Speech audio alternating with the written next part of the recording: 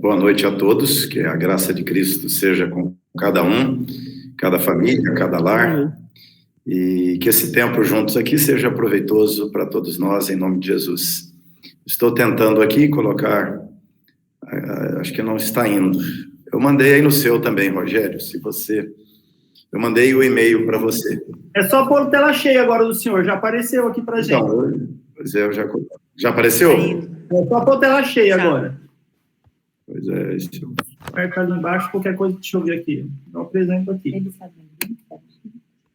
Oi? Olha aí. Perfeito, certinho. Certinho aí? Tá ótimo. Tela cheia. Vamos em frente aqui, então.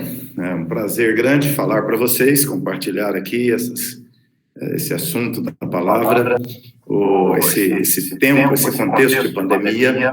Temos falado bastante sobre isso aqui. Fiquem casados, e para nós virou a nossa hashtag. Não é só fiquem em casa, né? Fiquem casados. E o que temos visto é que ficar em casa para muitas pessoas tem sido complexo, né? Eu tenho atendido muitos casais que a pandemia agravou os problemas que eles já viviam, várias famílias, sejam casais, seja mãe com os filhos, seja nora com sogra, em várias configurações familiares aí. A pandemia colocou todo mundo mais perto e, consequentemente, acabou trazendo tensões mais altas para as famílias.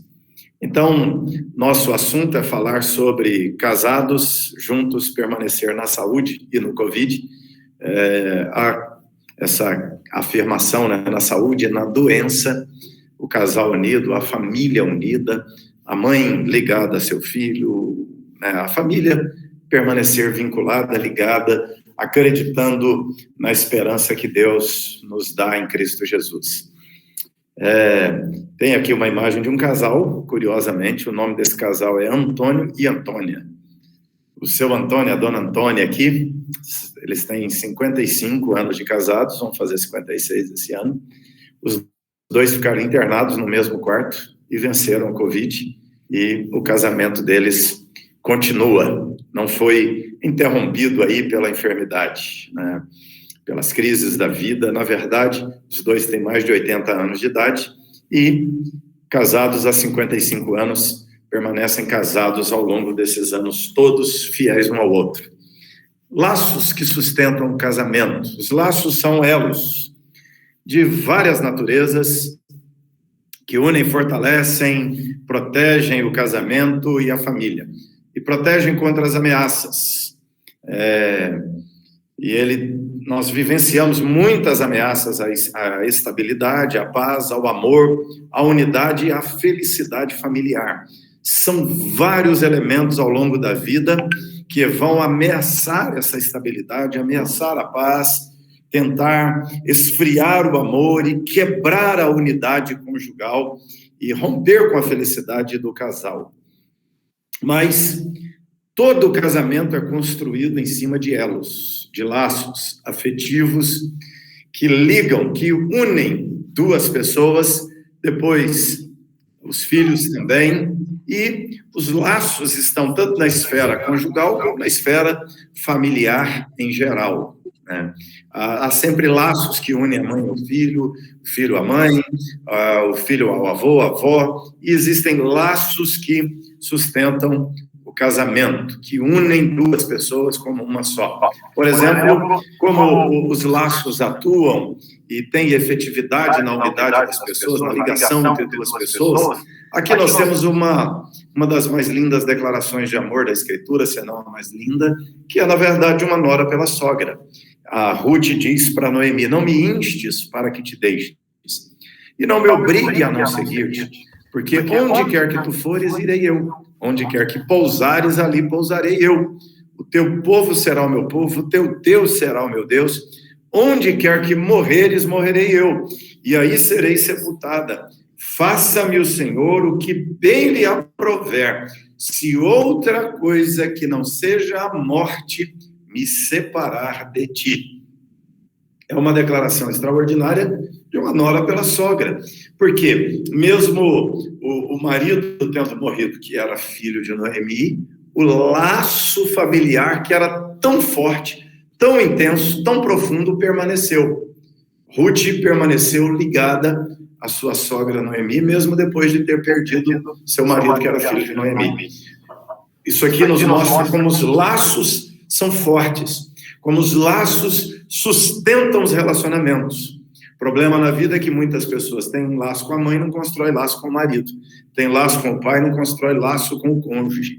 Tem laço com o filho, mas não tem laço com os cônjuges, né? Com o cônjuge. Então, é preciso, é extremamente importante que os laços sejam firmados, fortalecidos entre duas pessoas, para que elas tenham um casamento saudável, sustentável, sólido e feliz. E assim também nas outras esferas, outros níveis de relacionamentos familiares.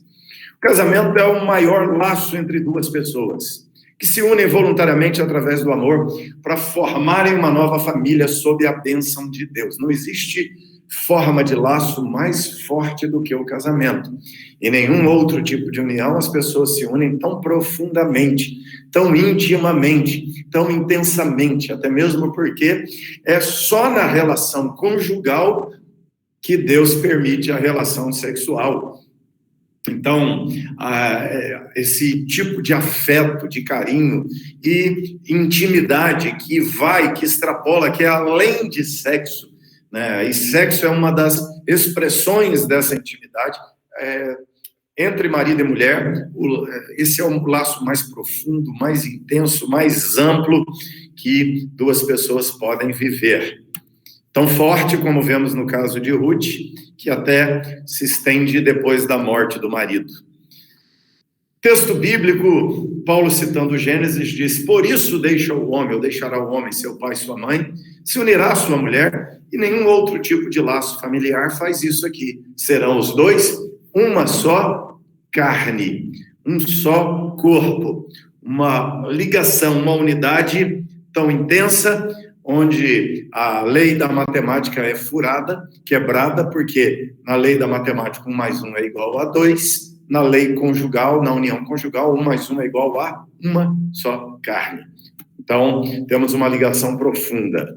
Os laços que ligam as pessoas, os laços familiares, os laços da vida familiar, do casamento, são esses 4 aqui, os principais: emocionais, espirituais, materiais e sociais. Os laços, eles giram nessas 4 dimensões aqui. São laços emocionais, afetivos, são laços espirituais, valores, são laços materiais, bens, são laços sociais, que tem a ver com a relação entre duas pessoas casadas e a relação do entorno do casamento. São os laços sociais. Os laços afetivo-emocionais são os sentimentos saudáveis que unem o casal, que brotam das vivências familiares, gerando relacionamentos estáveis, abençoadores. Isso se dá a partir das experiências boas e dolorosas que vivemos juntos.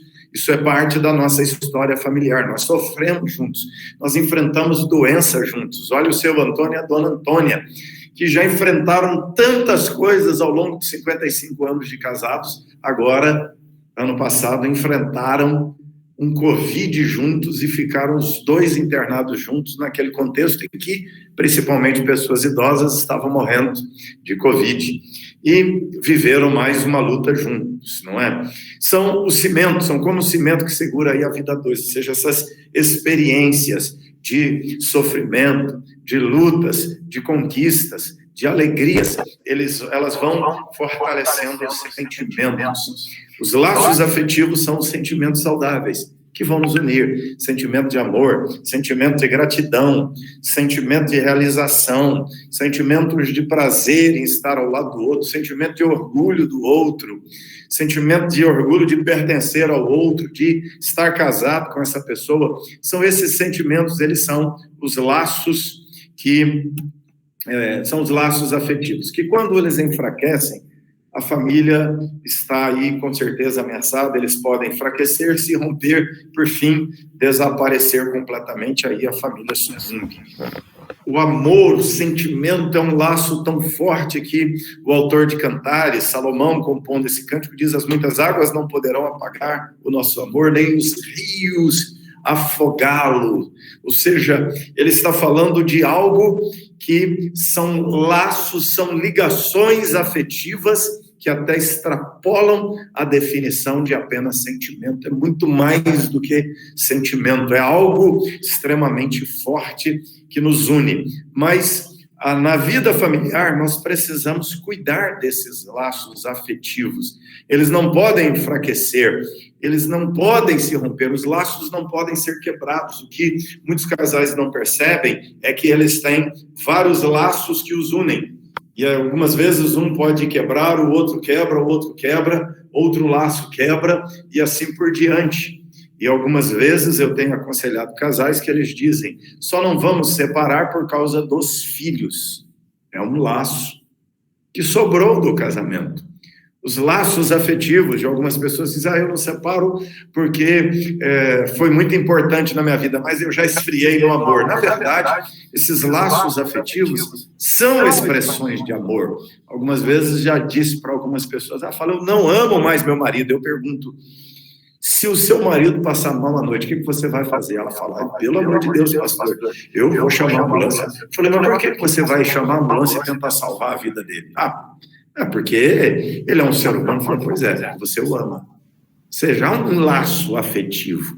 Talvez perdeu o erotismo, perdeu o romantismo, mas o amor está aí. Há um laço, laços afetivos, e eles precisam ser trabalhados, cuidados. Os laços são expressos aí pelo amor que nos une, os filhos que teremos, os sonhos comuns, as experiências comuns, a história de nossas vidas juntos, são os laços afetivos. Um exercício que eu sempre faço, quando atendo casais brigados, ou às vezes mãe e filho brigado, eu peço para contar a história de como se conheceram, como começaram a namorar, como se casaram, como foi o começo do casamento, e já vi algumas vezes pessoas, ao recontarem a história, não precisam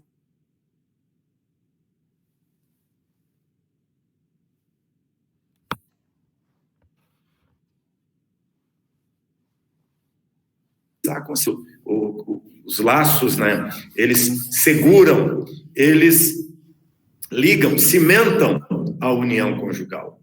Bom, além dos laços afetivos, nós temos os laços espirituais. São um conjunto de elos de natureza espiritual que fortalecem, santificam, protegem e explicam a vida do casal e da família.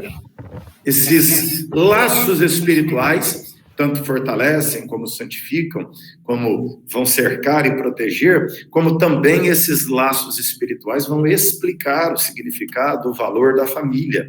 Olha o que Ruth diz: o teu povo é o meu povo, o teu Deus é o meu Deus. Ou seja, ela não é da mesma etnia que Noemi. Noemi é judia, Ruth é moabita. Ela não é do mesmo povo, mas ela diz: o teu povo é o meu povo. Por que o povo é o mesmo povo? Porque Deus é o mesmo Deus. Ou seja, quando entendemos o laço espiritual, nós entendemos a ligação que temos com as pessoas da nossa família pelo laço espiritual, pelo que elas significam diante de nós para Deus. E aí é muito estranho quando dois irmãos em Cristo estão dizendo: eu não amo mais, eu não suporto mais viver do lado dela, eu não quero mais esse homem. Ou seja, o conceito do laço espiritual está corroído na cabeça dessas pessoas, tá? O laço espiritual nos dá o significado do casamento. O casamento é um projeto de Deus, uma aliança de amor celebrada diante de Deus. Eu estava uma certa vez numa discussão, num debate de pastores. O debate era sobre fazer ou não fazer cerimônia conjugal na igreja. Alguns pastores estavam se posicionando contra, porque eles diziam que cerimônia de casamento na igreja não tinha sentido, que podia fazer tudo no cartório, ou no buffet, ou no sítio, que estava trazendo era perturbação para a igreja, porque as pessoas passavam vídeos de cenas inapropriadas para a igreja, tocavam músicas inapropriadas para o ambiente da igreja, e aí vários motivos foram listados para não se fazer a união conjugal lá no templo. E Lá pelas certas alturas do debate, um pastor falou assim, um casamento é um contrato civil entre duas pessoas, então não precisa ser feito na igreja. Eu falei, peraí, volta, define para mim de novo, o que é casamento? Ele disse, casamento é um contrato civil entre duas pessoas. Eu já ouvi isso muito no começo da celebração de casamentos por fala de pastores. Eu estou falando aqui para vários seminaristas também, e já vou dizer para você uma dicasinha de poimênica aqui, de prática pastoral. Nunca diga isso no casamento. Casamento, para nós, não é só um contrato civil entre duas pessoas.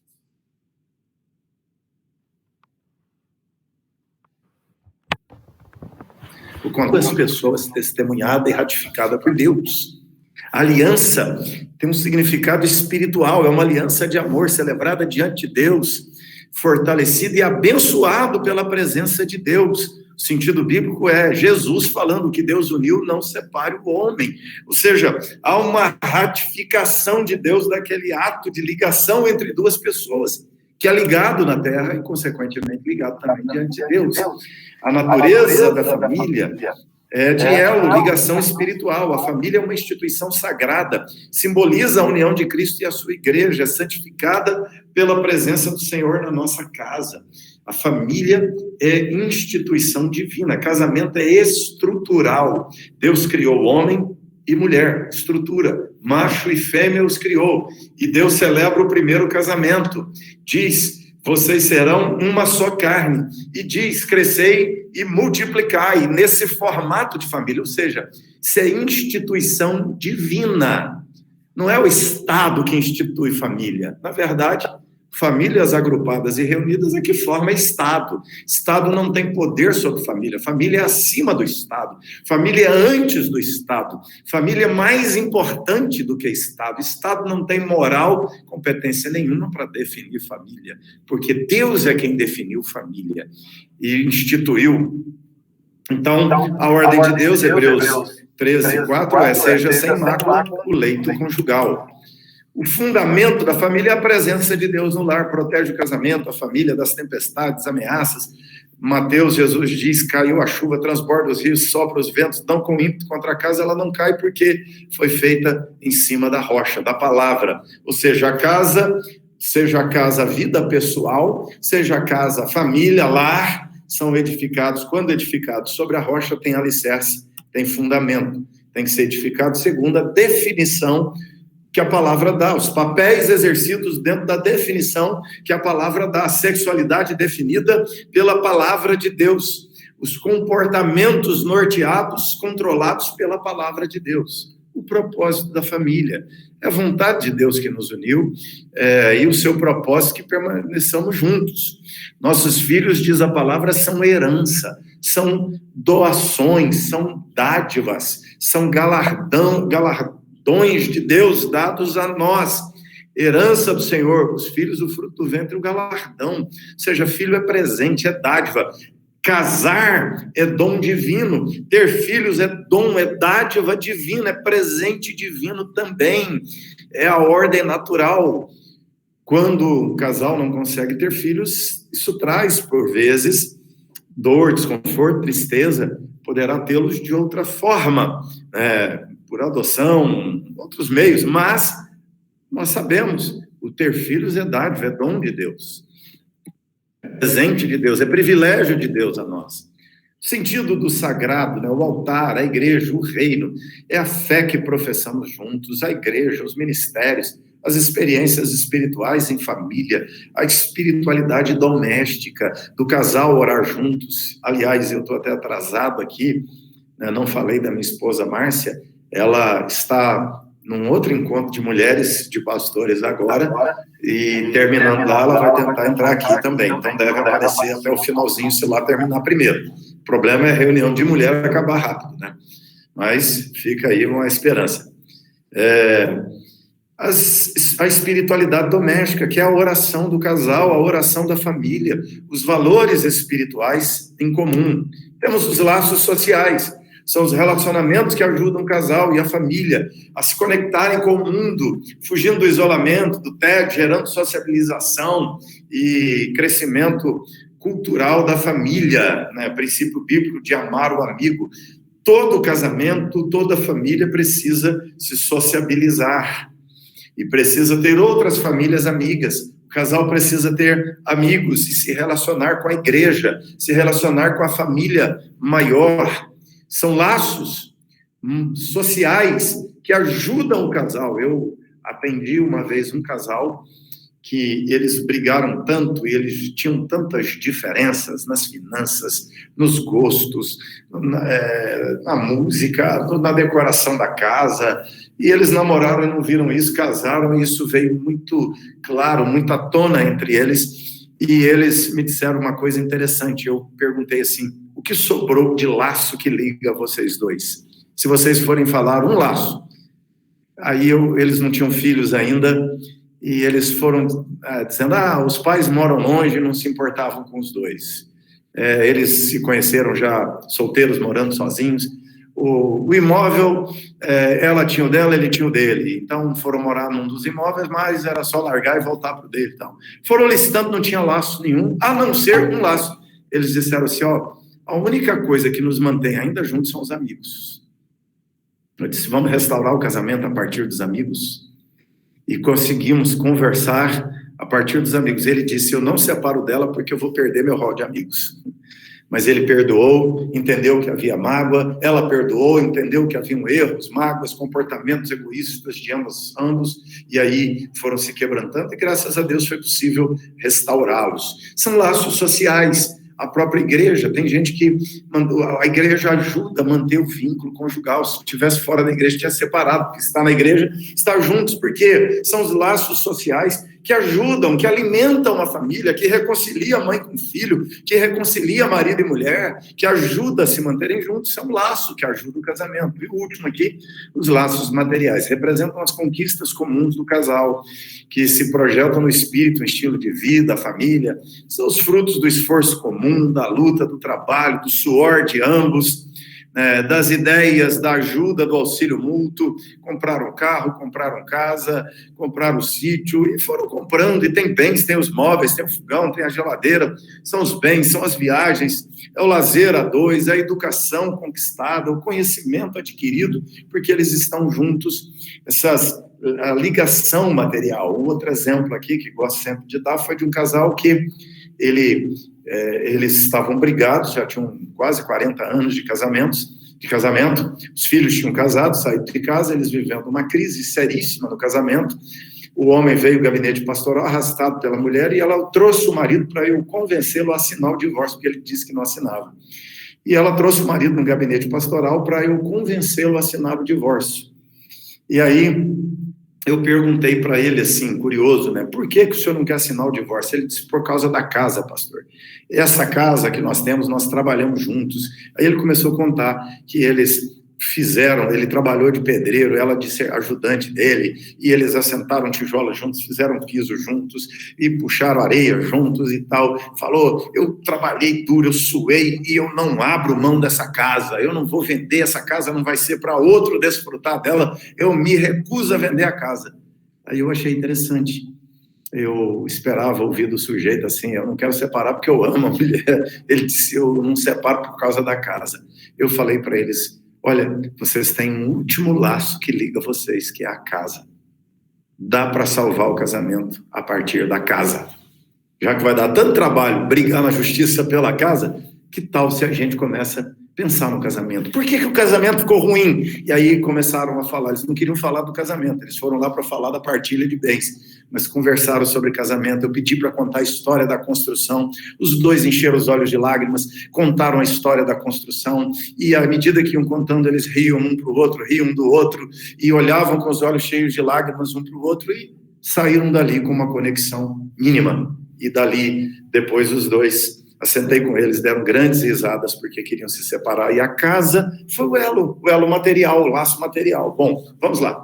A partir daqui, então, eu queria desafiá-los a pensar no seguinte: eu falei dos elos, dos laços que ligam o casamento, que ligam o casal, materiais, sociais, espirituais, emocionais. O sentimento, eu amo, eu gosto dela, eu gosto dele, gosto do cheiro, gosta da presença, gosta da voz, gosta do cabelo, gosta do corpo. Sentimento, laços espirituais, os valores, o que casamento significa para Deus. Não há espaço para traição, para divórcio, para pecado, para violência. Então, os laços espirituais, os valores e as bandeiras que erguemos, os laços sociais, o que o casamento significa para os amigos, para a família. Minha sogra, olha a Ruth, ela mesmo viúva considera Noemi sua sogra, diz: o seu Deus é o meu Deus, o seu povo é o meu povo, o seu caminho é o meu, e onde você morrer, eu vou morrer também, onde você for sepultado, eu serei. Ou seja, isso é o elo social muito forte. Os bens materiais que nos ligam. Bom, casamentos são destruídos,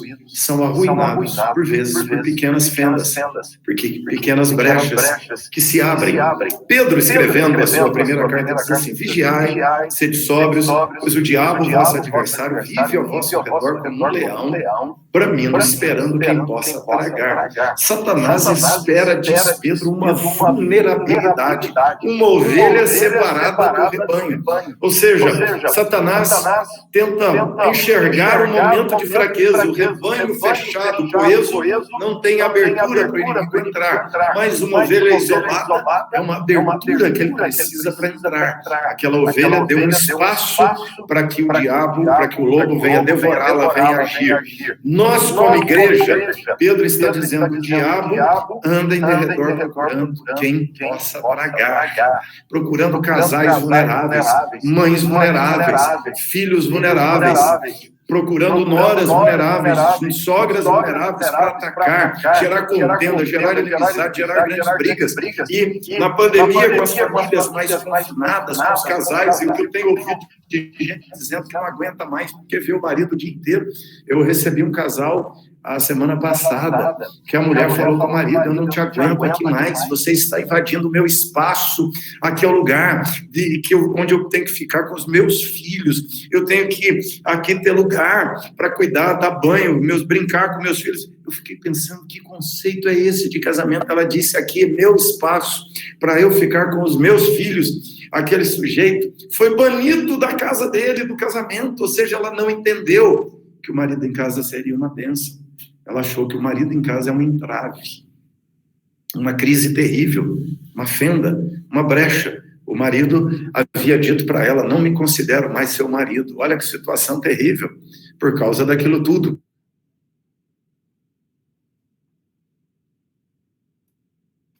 O que são? Podem ser fatais para a destruição do sonho familiar.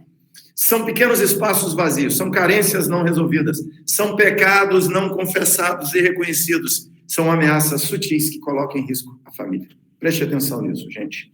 São espaços vazios, onde Satanás pode atuar, onde Satanás pode colocar sua cunha, onde Satanás pode enfiar a mão e ingerir.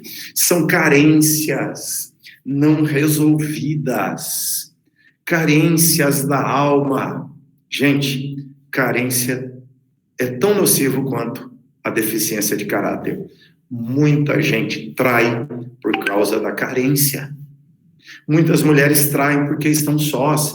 Muitos homens traem por causa do abandono sexual da mulher. Muitas mulheres trazem por causa do abandono afetivo do marido. Carências não resolvidas.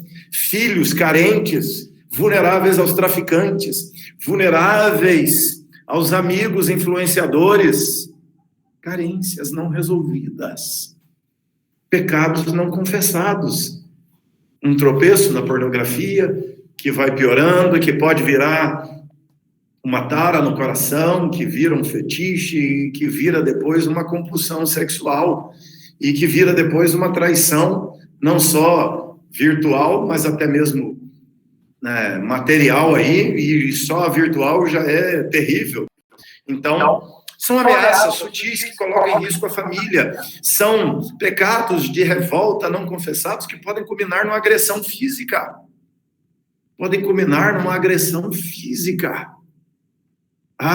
Aí, situações de pastores espancando a esposa. Há pouco tempo atrás, você se lembra, não sei, viralizou na internet, um pastor esmurrando a sua própria esposa, e alguém filmou e jogou na rede social. Que coisa terrível. Ou seja, isso não começou assim. São pequenas brechas, são pequenas fendas, são pequenas rachaduras no casamento que vão aos poucos, como aquela rachadura da parede, abrindo, e pode comprometer o prédio. Pequenas fendas. O livro de Cantares, capítulo 2, a mulher fala assim: apanhai-me as raposinhas que devastam o vinhedo, porque a nossa vinha está em flor. Ou seja, a vinha vai dar frutos, mas ela diz: pegue as raposinhas. Nós somos as raposinhas, pequenas raposas, grandes estragos. Pequenos defeitos, grandes estragos, gente. Então, cuida do casamento. Zele pela sua casa, zele pela sua família. Cuidado com as pequenas brechas, as pequenas fendas, as pequenas rachaduras. Pouco a pouco enfraquecem os laços, destroem totalmente. Jesus, por isso, disse: vigiai para que não caia em tentação. No que depender de vós, ele diz, tende paz com todos os homens. E eu penso assim, eu vejo marido, presbítero, pastor citando isso de mal da mulher. Mulheres citando isso na liderança de ministérios de mal do marido. Mãe de mal do filho, dizendo, no que depender de vós, tende paz com todos os homens. Você não consegue ter paz nem com o marido, você não consegue ter paz nem com o filho, você não consegue ter paz nem com a esposa. Tende paz com todos os homens. É uma coisa simples e uma quebra de uma ordem simples da Escritura. Não ter paz, eu não estou adulterando, pastor. Eu não estou traindo minha esposa. Pergunta, você tem paz com ela? Eu não traio meu marido, pastor. Você tem paz com ela? Eu não bato na minha esposa, tá? Você não espanca, você não chuta, você não humilha. Mas você tem paz com ela? Tem de paz com todos. Começa em casa. O Senhor, no ensino da palavra, ainda diz, não se põe o sol sobre a ira. Você vai dormir com raiva da mulher? Vocês dormem sem conversar? Casais que têm 2 dias que não conversa, 3 dias que não fala, 10 dias que não conversa. Atendi uma senhora que disse que tinha 10 anos que não conversava com o marido, dormia na mesma cama de mal do marido, 10 anos, e ela só me procurou porque estava grávida. Ou seja, não era anjo nem o marido. Gabriel não tinha visitado a mulher, não era o Espírito Santo, não. Então, olha que situação, 10 anos sem encostar, sem conversar com o marido e grávida. E agora, como é que explica? Ela disse, ela nem estava preocupada em explicar para o marido. Ela disse, pastor, como que eu vou explicar para minha filha de 15 anos? Olha com que ela estava preocupada. Não se ponha o sol sobre a tua ira. Ira guardada no coração pode ser a fenda que vai destruir tudo. Quando a Bíblia fala da ira, não deis lugar ao diabo. O diabo é especialista em usar a ira para gerar violência, usar a ira para gerar traição, usar a ira para gerar distanciamento, usar a ira para gerar rupturas. Então, casamento, você precisa fazer uma revisão diária. Não se ponha o sol sobre a tua ira. Não vá dormir irado. Não vá para a cama com ela. Com a ira, com a esposa pode ir à vontade, tá certo? Não vos priveis uns aos outros, a não ser por mútuo consentimento. Olha o princípio de Paulo. Marido, não prive sua esposa, esposa não prive seu marido, não faça chantagem sexual, não faça chantagem sexual, homens odeiam isso. Não faça chantagem de silêncio, mulheres odeiam isso. Você fica sem conversar com ela, ela fala, você não responde. Não vos priveis um ao outro, isso é mandamento, isso é a ordem de Paulo. Ele diz, a não ser por mútuo consentimento. Aqui, na questão sexual, os dois concordam, e aí ele diz, mas é também para dedicar a oração, não é para ficar trabalhando, não é para ficar na academia, não, é privar para a oração, mas ele diz, e não estica esse negócio não, e rápido e volta para a cama, para que o diabo não tente. Ou seja, Paulo diz, olha, esse negócio de privar-se um do outro do sexo para a oração, pode virar o contrário, o diabo vai tentar na carência, tá? Então, quando o apóstolo Pedro está trazendo aqui o seu ensino, eu acho que eu tirei, né? Não, está aqui, isso. Ele diz, seja sem mácula o leito conjugal. Então, vamos lá. Para finalizar aqui, eu queria falar de alguns erros deles, de alguns erros delas que abrem fendas no casamento e que ameaçam os laços familiares. Quais são esses erros típicos dos homens para abalar as mulheres e começar a gerar? Estou falando aqui de pequenas raposas, gente, de rachaduras pequenas que podem causar grandes estragos. Primeira delas, elevar a voz ou tornar seu tom frio, incisivo, distante. A voz masculina pode parecer ameaçadora e opressiva quando nós estamos irritados, ou seja, nós engrossamos a voz para falar com outro homem, por exemplo, para dizer: quem que você está pensando que eu sou, rapaz? Aí você assusta. Mas quando você fala isso com a mulher, você assusta 10 vezes mais. Porque a pele da mulher é mais sensível à voz masculina. O ouvido da mulher é extremamente sensível à voz masculina. Então, cuidado. Quando você eleva a voz, você piora muito. Você pode dizer assim: mas eu não xingo a minha mulher, eu não maltrato a minha mulher, mas o jeito duro, o jeito grosseiro de falar machuca. A frieza do falar distancia, machuca e vai abrindo fendas de mágoa no coração dela. Fazer comentários condescendentes como: não se preocupa com isso, você está fazendo uma tempestade no copo d'água, você está exagerando. É interessante porque você julga que o que não é importante para você não é importante para ela, mas isso não é verdade. Você tem que prestar atenção no que é importante para elas. Se você não prestar atenção no que é importante para ela, você vai dizer: você está exagerando. E, na verdade, a pergunta não é se ela está exagerando ou não no que está falando. A pergunta é por que ela está se sentindo do jeito que está se sentindo agora. E você precisa olhar para ela e não para o que ela está falando. Interrompê-la com argumentos para invalidar os sentimentos dela. Preste atenção aqui, tem um cruzamento aqui importantíssimo no casamento. Interrompê-las com argumentos que invalidam os sentimentos dela. Ela diz que está triste. O homem usa um argumento para provar que ela não tem motivo para ficar triste. Ela está triste. A pergunta é: o que a fez ficar triste? E não discutir ideias, não discutir razão e não razão. A questão é entender por que ela está triste, por que ela está preocupada, por que ela está ansiosa, por que ela está aborrecida, por que ela está magoada. Aí o homem gosta de dizer: você não deveria sentir assim. Gente, isso não funciona para a mulher. Mulher é mais sentimental. Quando a gente fala das tensões de homem e mulher, uma delas é lado direito e lado esquerdo do cérebro. Mulheres mais regidas pelo lado direito do cérebro, que é mais romântico, idealista e emocional. Homem mais pelo lado esquerdo, que é mais literal, mais matemático, mais frio. Mulheres são emocionais, homens mais racionais. Mas aí o sujeito vira para a mulher racionalmente e diz: você não pode se sentir assim. Ela vai dizer: mas como? Ela está triste, chateada, e você, com um comando, vai mudar o sentimento dela, com um argumento vai mudar o sentimento? Não.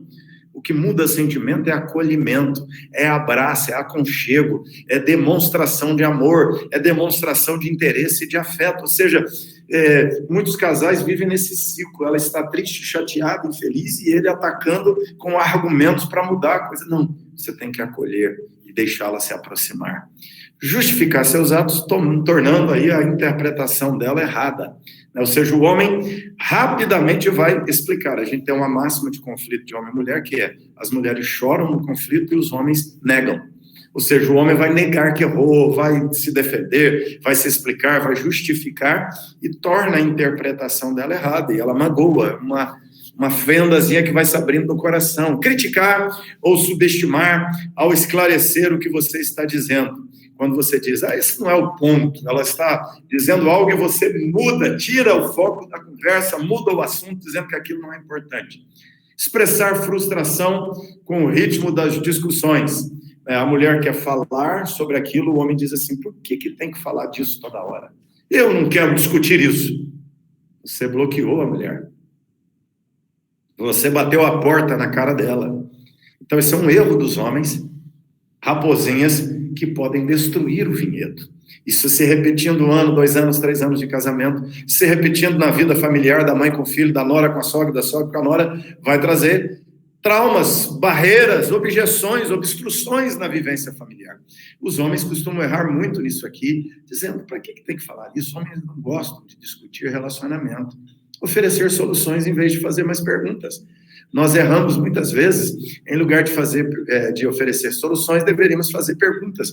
Numa situação simples, por exemplo, a mulher pega um vestido azul, um vestido vermelho e fala assim, amor, qual dos dois você acha que fica melhor em mim? Aí você atira, não, veste o vermelho.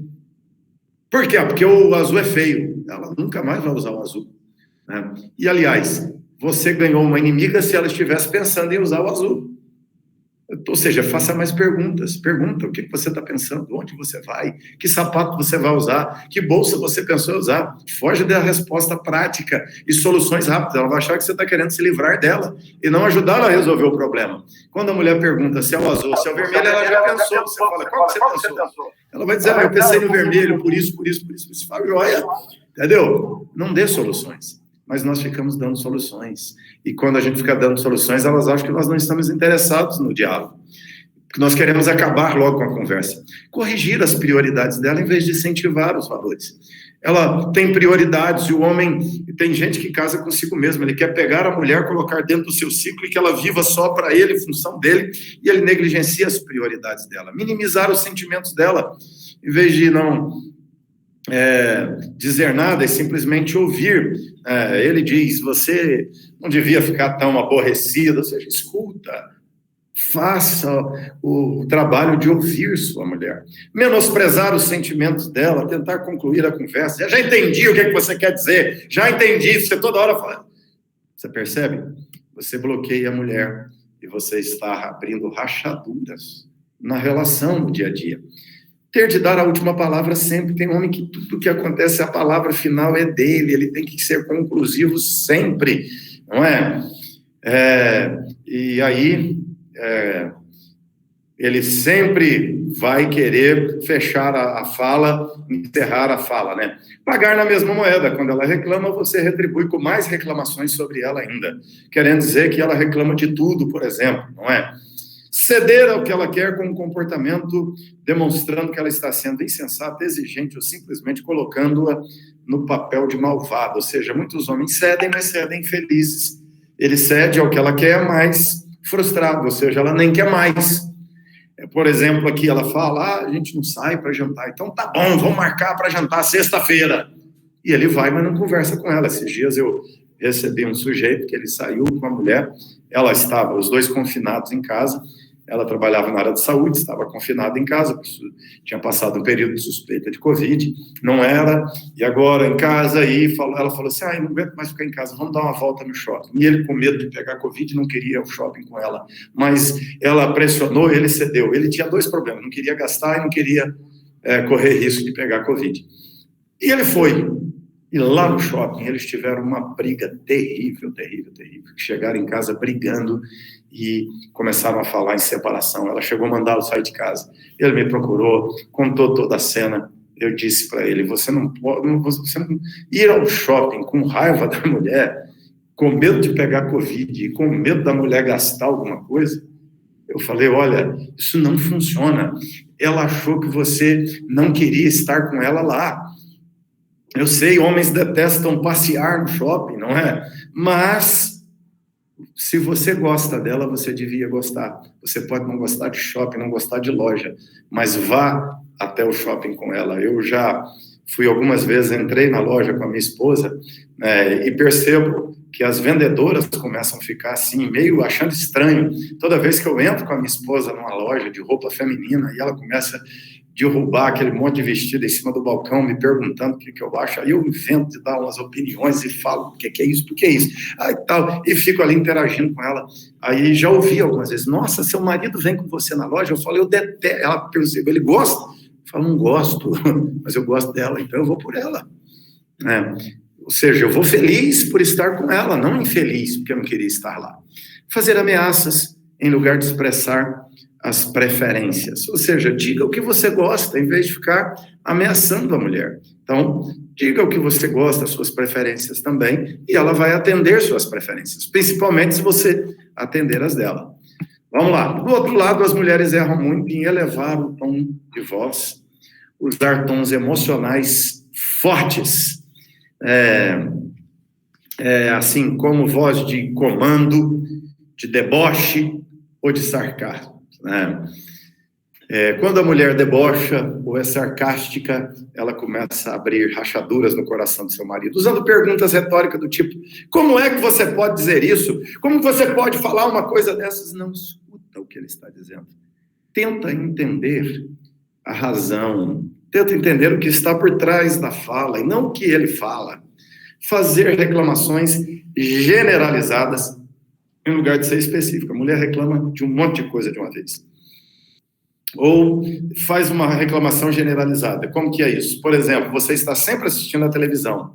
Nós nunca ficamos juntos. Isso não é verdade, não é que nunca.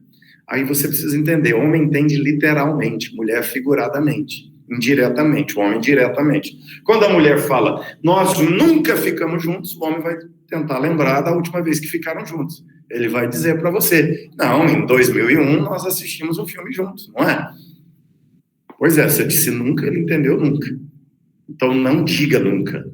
Não diga toda vez, não diga você sempre. Toda vez você atrasa, toda vez você me deixa sozinha. Não é verdade. Não generalize. Eu sei que para as mulheres, toda vez, nunca, sempre não significa isso. Mas para os homens significa. Focar nas reclamações e não perguntar o que ele quer. As mulheres precisam dar ao homem a solução e não o problema. Não fique focando nas reclamações. Pergunte aí, né, de fato, o que ele quer. Não fique só reclamando. As mulheres gostam de focar muitas vezes nas reclamações. Interpretá-lo ao mudar o assunto para os seus sentimentos. Quando o sujeito começa a falar, a mulher diz assim, eu fico tão triste quando você faz isso. Minha filha, quando uma mulher fala com um homem, eu fico tão triste, eu fico tão chateada, isso é um soco na ponta do queixo do homem. O homem detesta ouvir. O homem se sente lixo, se sente o pior homem, se sente o marido grosseiro, se sente o homem inadequado, porque ele pensa, eu a fiz se sentir triste.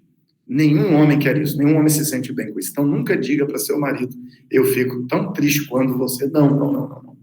Não diga que fique triste. Só você pode dizer que não gosta, você pode dizer, eu prefiro... O ideal é você dizer assim, eu prefiro quando você fica em casa do que quando você vai pescar, em lugar de dizer, eu fico tão triste quando você vai pescar, eu fico tão triste quando você vai... Não.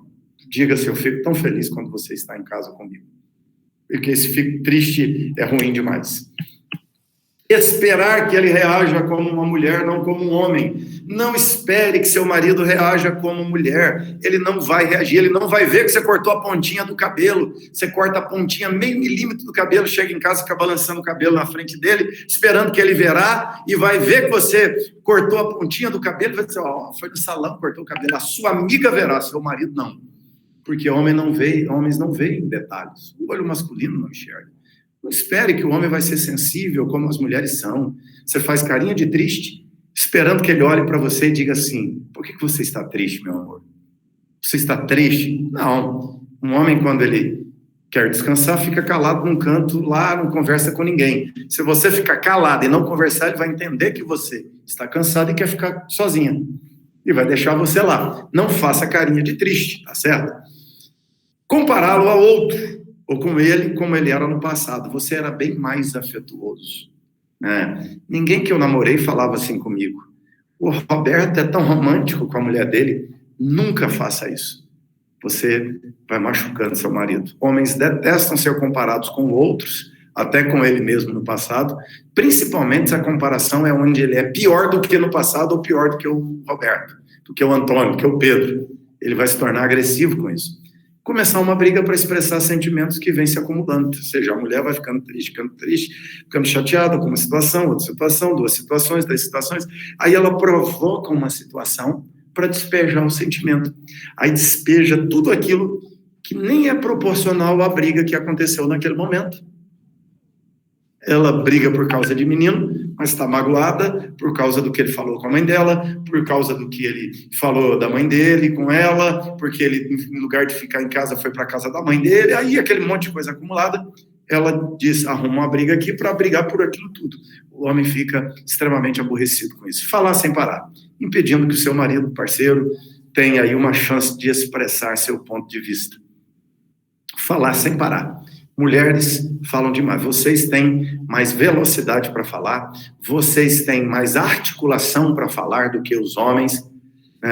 O único espécime feminino, masculino, que fala mais do que mulher é pastor. Em geral, as mulheres falam mais do que os homens, são mais bem articulados. Você quer fazer um teste? Chegue perto de duas crianças, uma menina de 5 anos de idade e um menino de 7. Pergunta para o menino, fala assim, que legal, cara legal, qual que é o seu nome? A irmãzinha vai responder rapidinho o nome dele. Enquanto ele processa a pergunta, a irmã responde. Então, não fale sem parar, impedindo que ele tenha uma chance de expressar o ponto de vista dele. Aí você chora, fala, despeja tudo e não o escuta. Esperar que seu marido aí, seu cônjuge, faça com que você se sinta bem, em vez de assumir sua própria responsabilidade. Tem mulheres que projetam sobre o marido todas as suas frustrações, infelicidades e insatisfações. A mulher já nasceu com uma insatisfação na alma desde Eva, que tinha tudo de bom lá no Éden. Ela não tinha celulite, não tinha estria, não tinha gordurinha localizada, não tinha cabelo branco, não tinha ruga, não tinha pé de galinha, não tinha marca de expressão, não precisava de botox, não precisava de massagem, não precisava de academia, ela não precisava de salão de beleza, não precisava de nada, mas estava infeliz, triste e frustrada e quis mais. Então, não projete sobre seu marido suas infelicidades. Tem outras fontes. Assuma suas responsabilidades diante dele, porque aí você fará bem a seu marido. Usar seus sentimentos como argumentos. Eu sinto que você me faz sentir. Levantar velhos problemas para afirmar seu ponto de vista. Mulher tem um arquivo pronto para puxar assim a qualquer hora e lembrar o que ele fez lá no passado, lembrar os erros, as falhas. Não estar disposta a perdoar até que ele mude, peça desculpas, sofra o bastante. Entender a necessidade de seu parceiro deve torná-la capaz de ser generosa com seu amor. Preste atenção nisso. Mulheres, às vezes, fazem assim. Ela não perdoa até que o cara sofra. Tem que sofrer. Mulher, às vezes, é cruel. O indivíduo tem que sofrer. A mulher faz isso com as outras mulheres. A sogra faz isso com a nora faz isso com a sogra. Não, ela tem que sofrer. Aí, depois que vê sofrer, é que tem dó. Não. Você precisa tratar seu marido com graça. A mesma graça com que Deus te trata. Não precisa sofrer para ser perdoado. Seja generosa com ele. Por último, fazer exigências em vez de expressar suas preferências. Uma dica final aqui para a mulher é, em lugar de ficar reclamando, falando, fazendo exigências, diga para o seu marido, positivamente. A comunicação negativa nunca funciona com o homem. É sempre positivo. Se você quer que um homem conserte uma cortina, você diga para ele, amor, eu pensei em chamar alguém para consertar aquela cortina, mas ninguém conserta aquela cortina melhor do que você.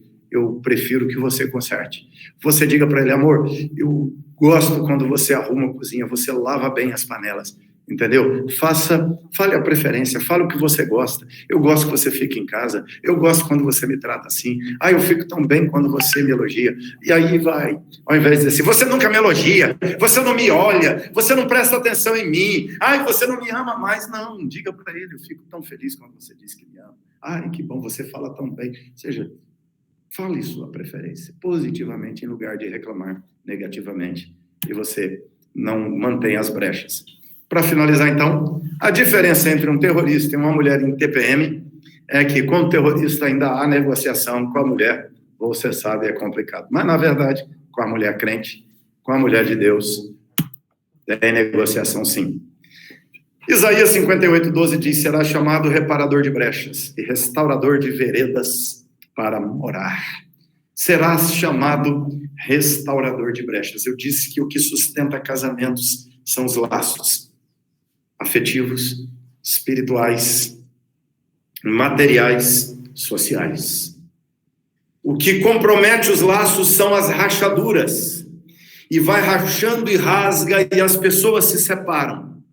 Mas quando você repara, quando você costura, quando você restaura as brechas, à medida que elas vão surgindo, você é um restaurador de brechas, um reparador de brechas, um restaurador de veredas. Você volta sempre para o caminho certo. E aí a sua morada é de paz, sua casa é de paz. Casamentos, na maioria das vezes, não acabam de uma vez. 80% dos casamentos que se acabam hoje, nós sabemos, eles simplesmente foram acabando. Preste atenção nisso e eu fecho com isso. Casamentos que acabam, não acabam de uma vez. 80% dos casamentos que acabam, simplesmente foram acabando. Os laços foram quebrando e o casal não vigiou, o casal não reparou as brechas. As rachaduras pequenas, as pequenas raposas, devastaram o vinhedo e ele não frutificou. Então, minha oração, meu desejo sincero em nome de Jesus, é que vocês olhem, eu disse aqui, pequenas coisas que podem ajudar vocês, se vocês prestarem atenção nelas, elas ajudarão vocês a cuidar do casamento de vocês, elas ajudarão vocês a protegerem o casamento de vocês dessas ciladas conjugais, onde os casamentos simplesmente vão acabando. As pessoas se preocupam muito com os grandes problemas que destroem casamento. Gente, 80% vai acabando aos poucos.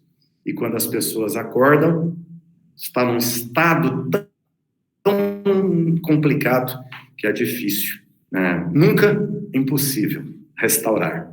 Sempre pode ser mais difícil, né? Mas impossível nunca, porque nós cremos naquele que transforma água em vinho num casamento, e ele pode restaurar os piores casamentos. Eu sempre digo aqui para os casais da igreja, um slogan do Ministério de Casal, que não há casamento tão bom que não possa ser melhorado, nem casamento tão ruim que não possa ser restaurado. É nisso que cremos absolutamente. Os laços precisam ser reatados, e se forem reatados, a felicidade, a restauração vale muito a pena. Exemplo disso, Rogério e Dani aqui conosco. É um exemplo de que vale a pena lutar e restaurar. Os frutos e as alegrias são muito maiores do que daqueles que pensam que separar e reconstruir será o melhor caminho. Não, a restauração é sempre o melhor caminho.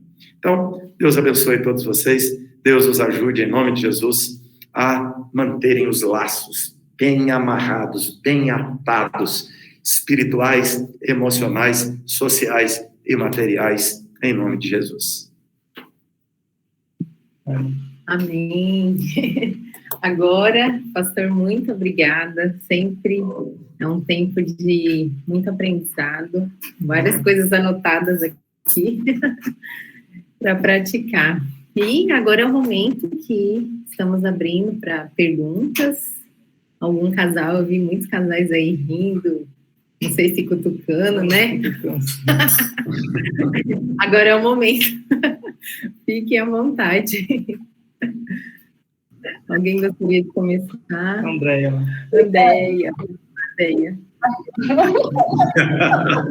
Censurada. Eu quero ir pro shopping. Pastor, aqui em casa quem gosta de ir no shopping é ele, não sou eu não, viu? Aí, pastor, me denegrindo, ó. Então aproveita. Falar, reverendo. Então aproveita. Leve-o para passear ao shopping, né?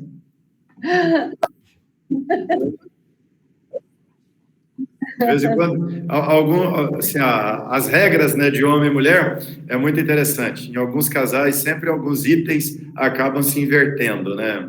Então, mas a regra geralmente quem gosta é a mulher, né? Roupa de homem em shopping, lojas de artigos masculinos nos shoppings, se vocês notarem, fica perto do elevador, perto da escada, ou perto da garagem, né? Porque o sujeito entra, compra e vai embora. Loja de roupa de mulher é o mais longe possível da saída, porque ela vai passando em todas as outras lojas até chegar naquela. Então é estratégico. Reverendo Amori, é que a Deda não explicou direito, né? Eu gosto de passear com ela. É diferente, eu acho que o senhor está falando, é uma máxima de todos os homens, é entrar em 36 lojas, fazer 42 pesquisas, experimentar 72 vestidos. E essa é a parte complicada, né? Que o cara Esse é o drama. tem que amar, né? Exponencialmente, né? Mas eu gosto muito de passear. Mas tem outras coisas. A Deda gosta de caminhar, eu prefiro academia. Aí o que a gente tem feito agora nesse tempo de 2021? Eu tenho caminhado com ela. Eu detesto. Eu tenho ojeriza a caminhar. Mas eu vou caminhar com ela por quê? Porque eu sei que ela se sente feliz. E ela detesta a academia, porque a academia é aquele negócio de música, aquele negócio de gente se exibindo e gritando e gemendo. Ela não gosta. Então acontece. Então eu faço a parte dela, porque é a parte mais frágil, eu quero amar, então eu vou lá. Então, é isso mesmo, que assim, esse princípio, né, de fazer o que o outro gosta para agradar o outro, isso é uma das coisas mais nobres do casamento, isso é altruísmo, isso é amor, né? Então, esse é um princípio simples em que muitos casais tropeçam, porque não conseguem fazer essas coisas pequenas, e coisas pequenas vão causando grandes estragos ao longo da vivência conjugal. Parabéns aí para vocês. Rosane, quer falar, Rô?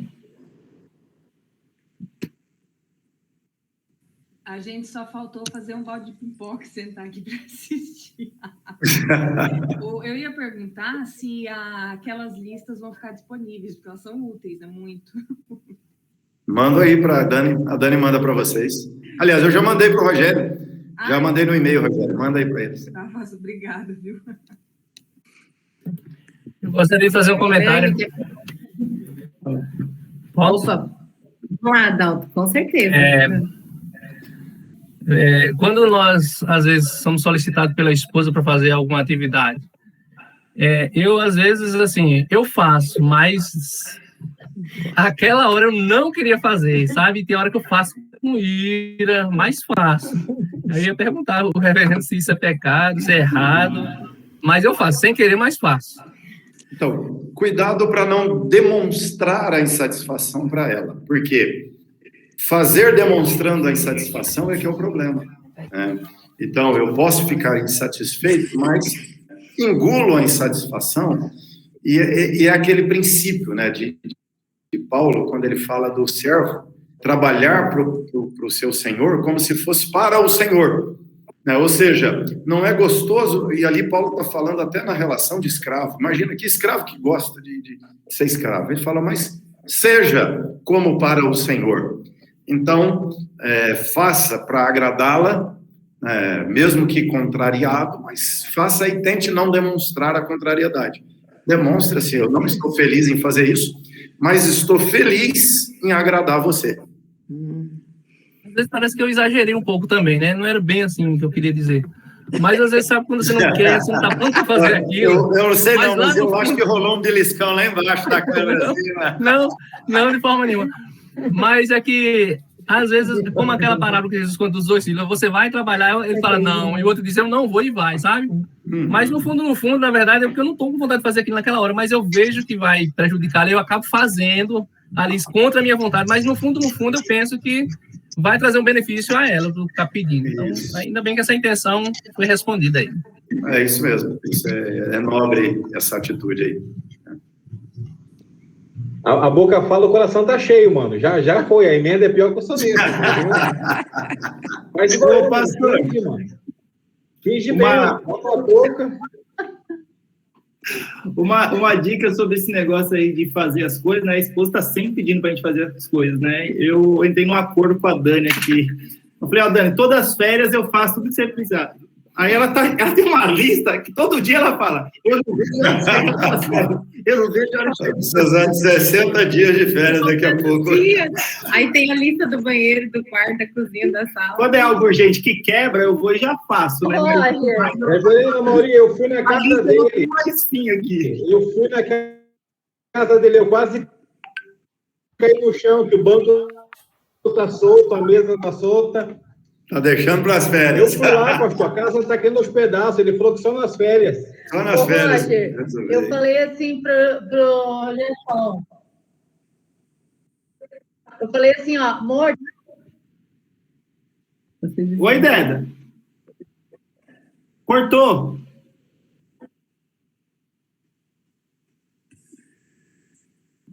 Cortou, né? E ele vai fazer. Tá ruim. Sua internet acho que tá lenta aí, Deda. Tem que fazer em libras. Fala em Libras. Chamou. Eu tenho certeza que o Fábio e a Nani querem fazer um comentário. Eles estão ali toda hora. Cadê?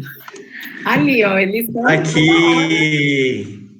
Então, na verdade, nós estávamos rindo com aquela lista que o pastor passou. Tem algumas coisas que em casa não cola, né? Igual essa, você faz melhor, né? Então somos um casal meio diferente, um casal meio atípico aí. Mas nos damos muito bem. E a gente tem aproveitado agora esse momento que tivemos aí 1 ano e pouquinho só nos vendo por questões de minutos nas trocas de plantão, né? Oi, assim, passa a lista e olha, é assim, assado. E aí agora nós estamos aproveitando aí, vivendo esse momento de uma... Vigia, Roger. Esse momento de uma lua de mel, esse momento como família, como casal, que a gente, durante 1 ano e pouco, perdeu. Mas não perdeu o nosso amor. Até as pessoas muitas vezes questionavam. Como é que fica vocês dois? Como é que tá a intimidade de vocês, né? Até médicos, psicólogos, sempre perguntavam isso para nós. E a resposta era isso.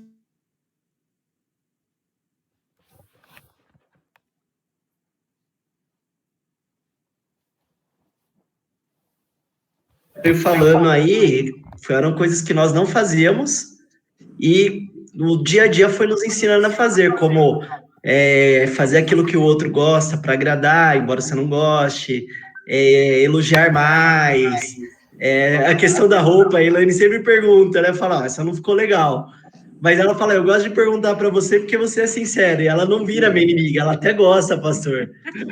Então, é isso, né? Nós estamos aí 11 anos já casados, precisa aprender muito ainda, né? E só que vamos seguindo. Você deve ter bom gosto para moda. A maioria de nós homens não entende disso. Então, alguns raros homens entendem de moda, de combinar, e ajuda a mulher. Eu acho que eu tento. Mas aqui eu tenho uma esposa que me ensinou, então ela sabe os gostos, eu conheço os gostos dela e ela conhece os meus. Então os dois dão essas dicas aí, não ficou legal, põe outra roupa, assim, sabe? Legal.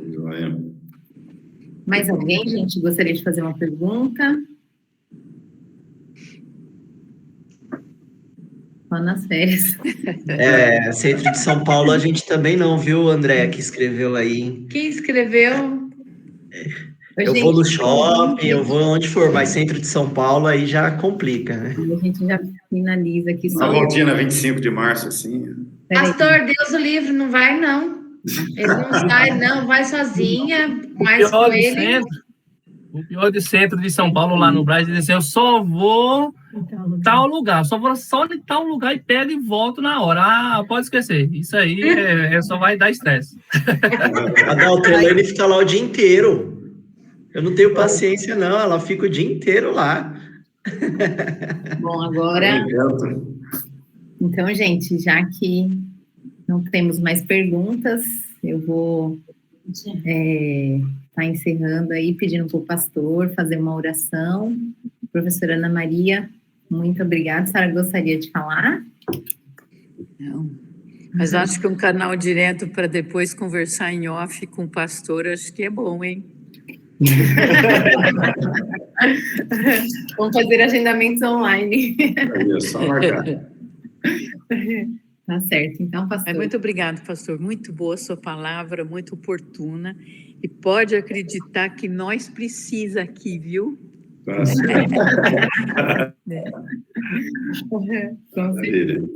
Sempre bom. Então, pastor, você poderia estar fazendo essa última oração? Tá certo. Deus, muito obrigado por esse tempo aqui juntos. Obrigado, Senhor, pela oportunidade de conversar, de trabalhar esses conceitos da vivência conjugal, familiar. Obrigado pelos casais, pelos irmãos mais que também estiveram aqui conectados, ouvindo, participando.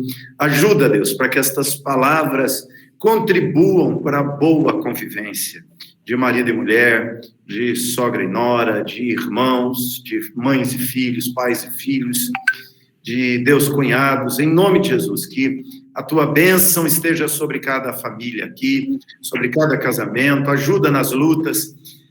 São dias, Deus, de tanto crescimento da violência doméstica, da imoralidade na internet, ó Deus, das complicações de vida tão próximo dentro de casa, de tanta exposição das fragilidades dos relacionamentos, mas, Deus, que cada um desses casamentos aqui, em lugar de ser fragilizado, exposto, seja fortalecido na pandemia, seja fortalecido para aqueles que têm que conviver mais intensamente, os que têm mantido aí ainda uma convivência mais distante, que nada venha atrapalhar, que a agenda não venha perturbar a vida deles e que eles se mantenham conectados, unidos, aqueles que estão juntos dentro de casa mais intensamente, permaneçam unidos, curtam a casa, curtam a família, desfrutem, se tornem mais ligados ainda, mais, ó Deus amado, conectados ainda um com o outro. Fortaleça o laço, Deus, os laços familiares, os laços afetivos, emocionais, os laços espirituais, ó Deus amado, os laços, ó Deus, sociais e materiais na vida de cada um aqui, de cada família que aqui está, em nome do teu Filho Jesus, assim suplicamos. Amém. Amém. Amém. Amém. Obrigado, gente. Beijo a todos. Pastorzão, Deus abençoe, viu? Amém. Deus abençoe vocês também. Boa noite, gente. Bom ver todos vocês. Obrigado, Pro. Deus abençoe. Eu acho que a minha mulher não conseguiu entrar. Boa noite, Boa noite, pessoal. O que eu previ aconteceu, né? Conversa de mulher de pastor.